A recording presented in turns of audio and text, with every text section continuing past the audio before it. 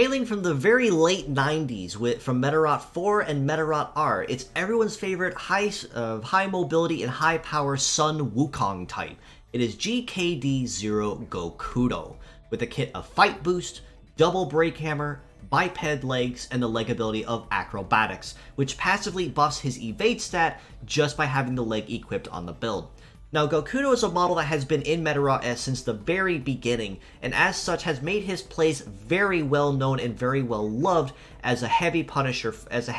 fighter, not just in early days, but even today, for his well-rounded balance for that, especially with high mobility legs. Fight Boost is a support-based skill that, once activated, will buff his melee damage by about 20%, as well as that of all of his allies using melee skills by the same bonus, which will make his already relatively solid punches even more deadly once they're used. Break Hammer is a gravity attribute skill that, when used, will damage an opponent and grant bonus punish damage relative to the number of heavy parts that they have equipped. In addition, because it is a gravity attribute skill, Break Hammer also does get a bonus to its success relative to a certain threshold of your charge gauge being met, and at 5-star, that's simply 30% damage.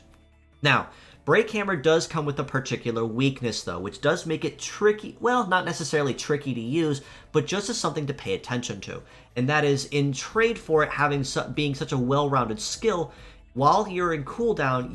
you cannot dodge attacks and you cannot defend against them, which will make you susceptible to punish damage after punishing the heavy opponent that you just slammed with that particular hit. But despite this, it is still a fantastic skill that you can generally never ever go wrong with using. The other really notable thing about Gokudo is that early on, he also had the highest base mobility in the game when it came to bipedal type models, even outranking that of, say, Cross Messiah, who was even then still packing mid-800s, whereas Gokudo was packing almost 900 at base, which made his legs very, very highly sought after early on, and even today still, even if the Acrobatics ability doesn't provide a lot of